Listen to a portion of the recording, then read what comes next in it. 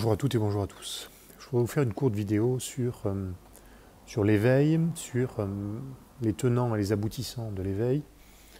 finalement sur ce processus de changement, de transformation de la personnalité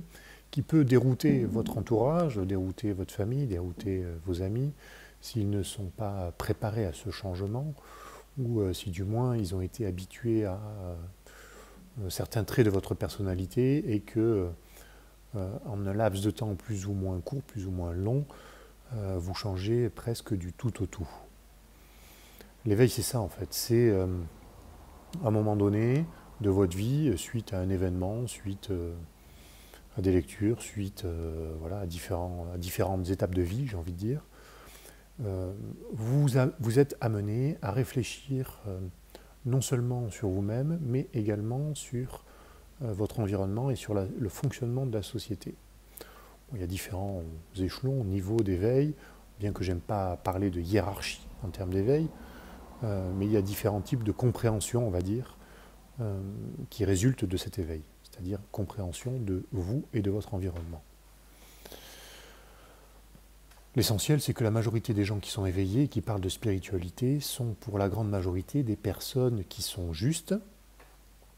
et qui souhaitent aider leurs prochains de bonne foi. Ils ne sont pas du tout dans une démarche égoïste, égocentrique et surtout,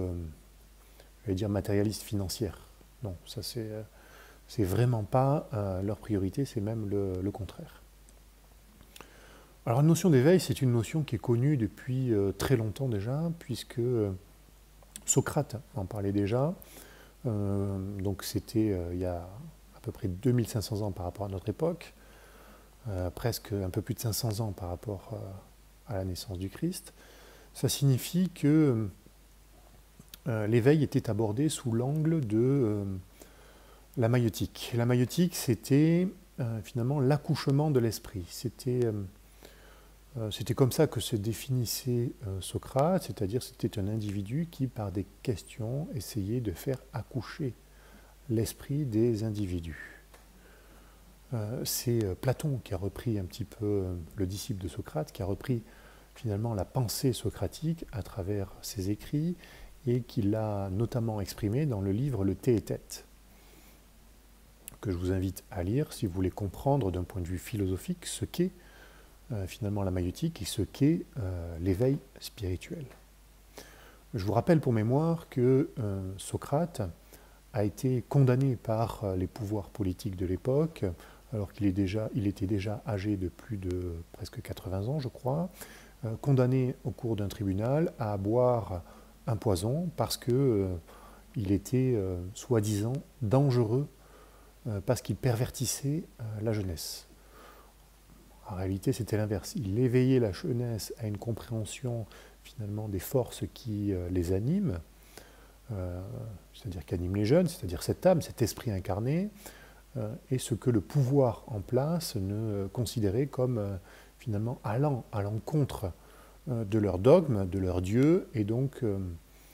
on montait un procès de toutes pièces pour finalement pour aboutir à la condamnation de Socrate. 500 ans plus tard, le Christ est venu pour expliquer à nouveau ce qu'était l'éveil, ce qu'était finalement l'esprit de la religion d'Israël, ce que beaucoup de religieux de l'époque n'ont pas voulu entendre et l'ont considéré encore une fois comme un individu qui risquait finalement de faire tomber une partie de leur pouvoir sur les gens, leur pouvoir de manipulation, puisque la plupart de ces gens qui sont au sommet de la hiérarchie spirituelle sont des gens qui manipulent le troupeau, qui manipulent les petits pour leurs propres intérêts, c'est-à-dire qu'ils essaient de les garder sous une emprise psychologique. Cette emprise psychologique, rassurez-vous, est exactement la même à l'opposé du curseur, j'allais dire, c'est-à-dire pour les scientistes, c'est-à-dire pour les matérialistes. C'est une manipulation pareille à l'opposé. Donc je vous disais, effectivement, le Christ aussi a été décrié, a été condamné, finalement à mourir parce que il expliquait ce qu'était finalement la Renaissance, ce qu'était l'éveil, et il expliquait aux petits et il essayait donc de diffuser une religion d'amour, c'est-à-dire une spiritualité universelle, et ça n'a pas du tout plu au pouvoir en place, au pouvoir à une certaine élite juive, enfin, qui se disait juive en place, qui n'avait pas compris finalement le message d'Israël, c'est-à-dire d'Israël Sabbat, c'est-à-dire celui de l'esprit, de la transcendance, de la spiritualité, et qui voulait simplement continuer à manipuler la grande majorité des fidèles, on va dire. Puis au cours finalement de notre civilisation, c'est-à-dire entre la naissance du Christ, son message, son décès et notre époque, il y a eu donc une grande période d'évangélisation où finalement le christianisme s'est un peu imposé un peu partout, en parallèle d'autres religions bien sûr, en Orient l'islam, et en Occident, en parallèle du christianisme, il y avait toujours aussi le judaïsme, sachant que finalement le judaïsme ou les Hébreux n'ont pas compris que le christianisme était la partie noble finalement de leur religion. Bon, ça c'est une autre question, je ne vais pas l'aborder là dans cette courte vidéo parce que sinon ça serait trop long. Donc tout ça pour vous dire que finalement nous arrivons à cette époque où beaucoup d'individus ont vécu ce processus de renaissance, d'éveil, sur lequel ils mettent leurs propres mots, que ce soit des mots philosophiques, des mots psychologiques, des mots spirituels tout simplement, et qu'on peut appeler d'un point de vue scientifique, puisque ça a été étudié par un médecin psychiatre notamment, à la fin du XIXe siècle, début du XXe siècle, Carl Gustav Jung, qui a écrit notamment le livre L'âme et le soi, Renaissance et individuation. Et ce livre aborde justement la question de l'éveil et de la transformation de la personnalité. Cette transformation de la personnalité, elle est, en fonction des individus, profonde, sincère et profonde. L'individu change parce qu'il se reconnecte finalement... il se reconnecte à son soi intérieur, c'est-à-dire à son âme. Il comprend intuitivement puis intellectuellement finalement la divinité de son âme intérieure et souhaite s'engager sincèrement vers une forme de combat spirituel, d'abord pour lui-même, c'est-à-dire pour rééquilibrer un petit peu ce vers quoi il s'était orienté précédemment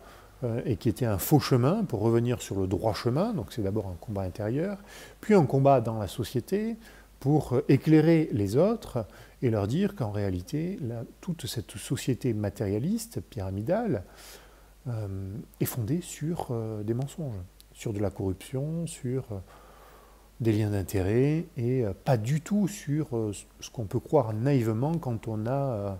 la tête sur le guidon, et qu'on est finalement équipé de hier.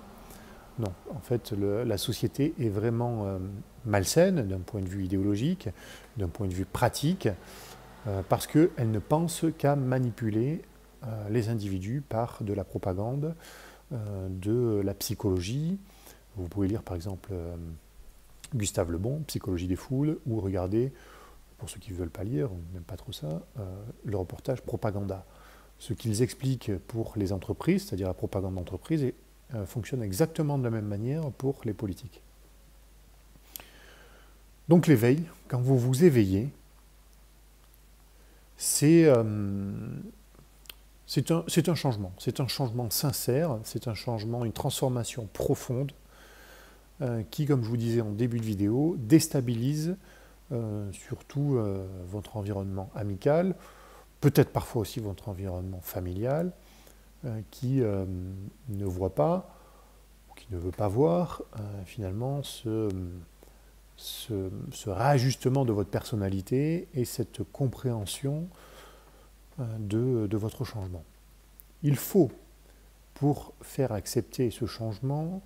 étant donné que c'est quelque chose qui les perturbe, qui peut les perturber fortement, toujours leur apporter des éléments sourcés sur ce que peut être ou ce qu'est la nature de ce changement. Et de préférence, parce que sinon ça ne marchera pas, des éléments sérieux. C'est pour ça que je vous ai donné 2-3 références intéressantes que vous pouvez lire, regarder en vidéo sur YouTube, vous pouvez en trouver, ou en podcast, écouter, tout simplement. Ensuite, lorsque vous avez vécu ça et que vous êtes finalement, vous avez compris que tout était fondé sur, ou presque sur des mensonges, que le système était, les gens qui diffusaient ces mensonges étaient profondément naïfs ou cyniques, eh bien, vous vous engagez sur une autre voie qui est une voie juste, une voie qui tente d'éclairer d'autres personnes sur ce chemin. Voilà, tout simplement. Le but n'étant pas de créer quelconque groupe comme certains pourraient vous taxer, c'est-à-dire, j'entends par groupe le fameux terme de secte. Non, non, le but étant de permettre aux individus d'accéder à la vérité, à d'abord une vérité intérieure, puis à une vérité beaucoup plus générale, une vérité universelle qui leur permet de se libérer des faux conditionnements et se libérer du joug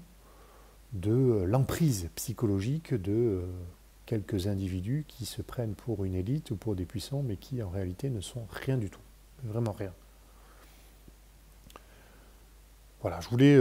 aborder donc ce petit sujet de l'éveil de manière un peu générale. Je glisserai un petit mot pour, entre guillemets, pour les gens qui ne comprennent pas ou ne souhaitent pas comprendre ce que peut être cet éveil, cette renaissance, cette individuation, cette transformation, qui sont des synonymes, tout ça. Eh bien, si vous ne vous intéressez pas un minimum, vous n'essayez pas de comprendre, ne serait-ce qu'intellectuellement, si vous ne le vivez pas, vous ne comprendrez pas, ou difficilement. Vous pouvez toujours essayer de faire la démarche, de le comprendre intellectuellement, ce qui est déjà un grand pas. Mais il faut vraiment le vivre pour pouvoir réaliser la profondeur de l'existence et la profondeur du message divin, c'est-à-dire un message transcendantal finalement. Voilà, je crois que j'ai fait à peu près le tour. Je vous remercie pour votre attention sur cette capsule sur l'éveil et puis je vous souhaite une bonne continuation. Je vous dis à très bientôt pour une nouvelle vidéo. Merci, au revoir.